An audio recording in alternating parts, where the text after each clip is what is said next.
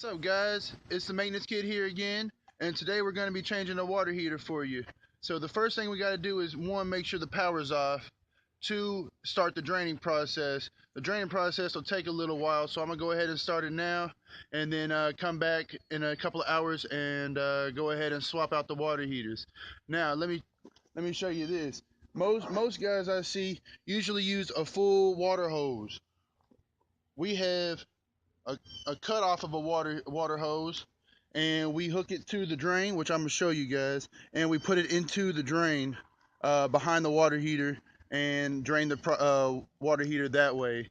Now it's perfectly fine to use the full water hose and run it all the way outside. If you have a garage, that's probably best anyway.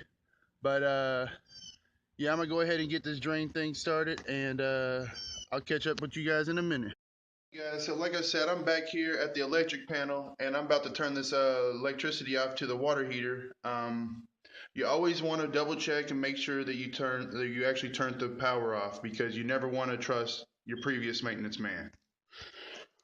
So here we go. Luckily, we've never had an issue over here at my apartment complex with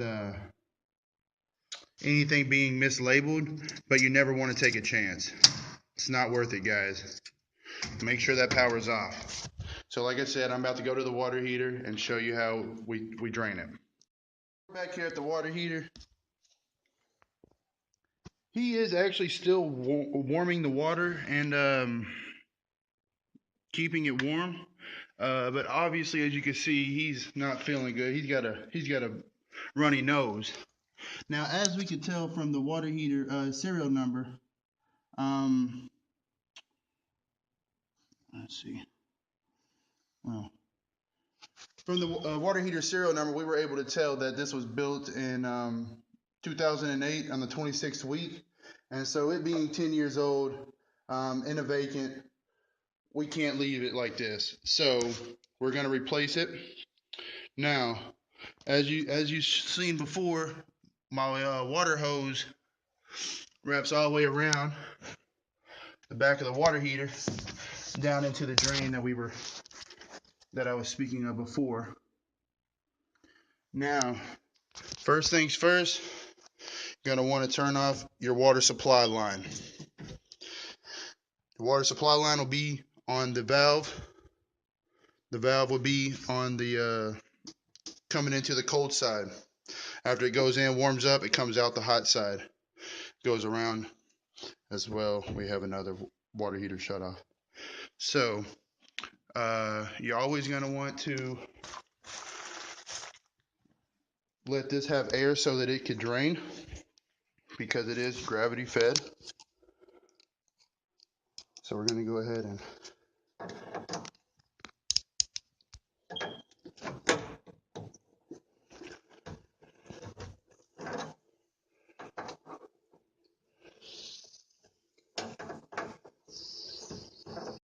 got that line disconnected. And I'm about to come down here to the drain valve. Sorry for the camera, guys. Trying to get my 6-in-1 together.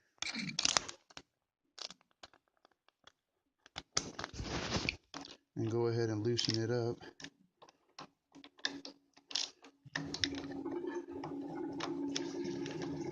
And as you can tell, she's draining. And down in there, she's draining good. So like I said, it'll take a while for this thing to drain. Then we'll come back in a little while and go ahead and change it on out. Back here at the water heater, it's now Monday. We got called to fry bigger fish on Friday. So we had to put a pause on this guy. So I'm gonna go ahead and get this changed out for us. We got the new water heater. And yeah, I'm gonna go ahead and get this all taken apart here. This would be the electric access panel, which I've already checked to make sure that these wires are already off.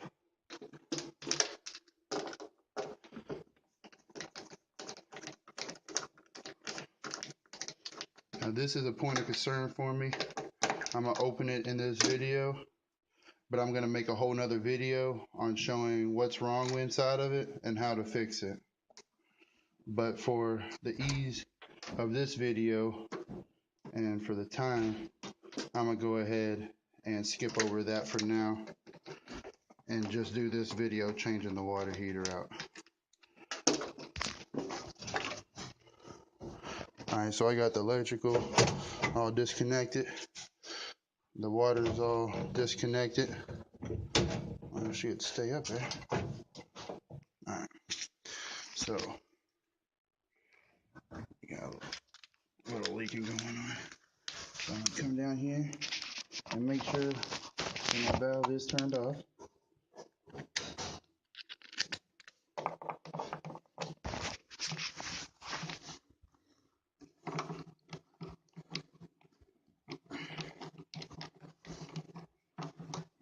Okay. Go ahead and disconnect my water hose.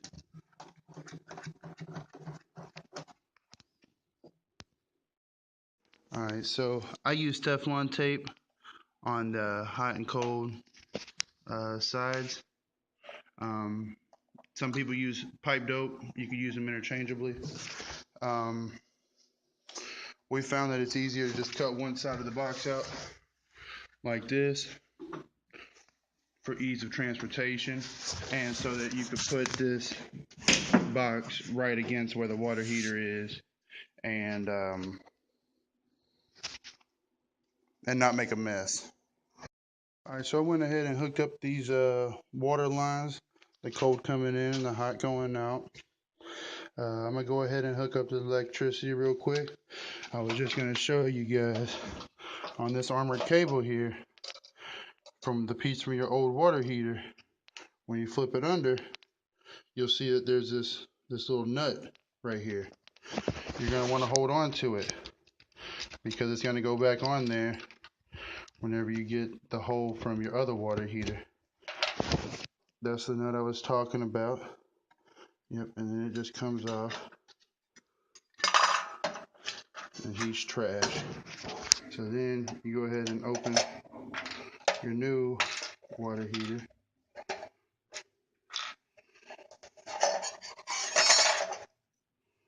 And where this hole is, it would go right on there like the other one did.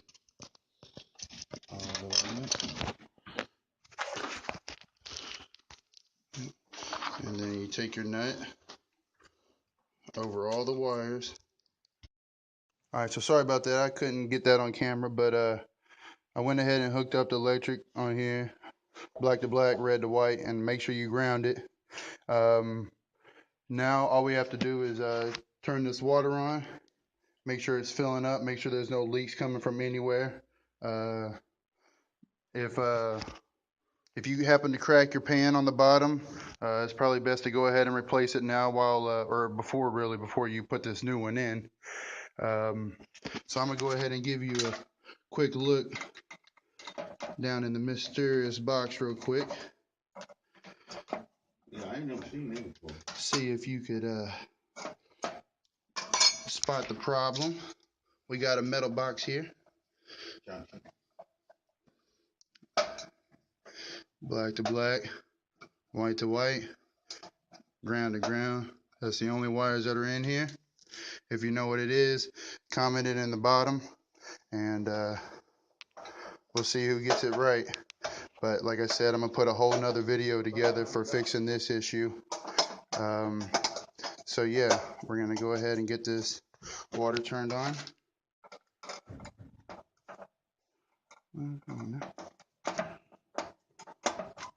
Yeah, go ahead and get this water turned on. Check for leaks real quick. There's a little bit of water already up here from that valve. Yep.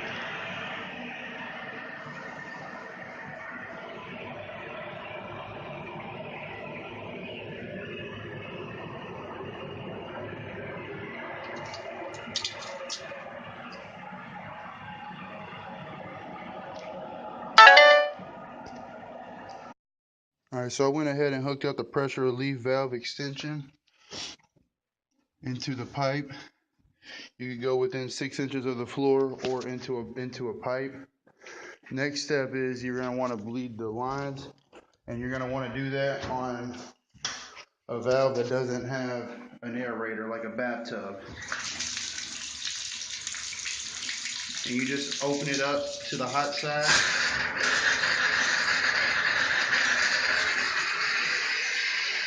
And what it's doing is bleeding all the air out of the line.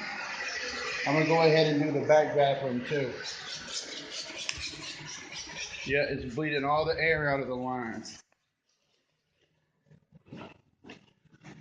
Yep, it's bleeding all the air out. And when it stops, see all the black stuff, all the sediment that comes out of the old water tank and in the lines gets stirred up. Now the hard water is really what destroys these water heaters. If you have soft water, then they last twice as long. You want to go ahead and let these hot side run until all the air is out of the lines. You can tell by listening to it. See, this one has no more air in the lines. So now I can go ahead and check the sinks, because the ones with the aerators. Now, if you bleed it with the aerators, you will clog up your aerator. So it's not recommended. You can, but after you bleed all the air out of the lines, you're going to want to come to your electric panel again and turn it on and essentially see how you did. So again, this one was the one that was off for the water heater. I just click it on. We have those installed so that the safety feature on the water heater will work. And you want to listen. Make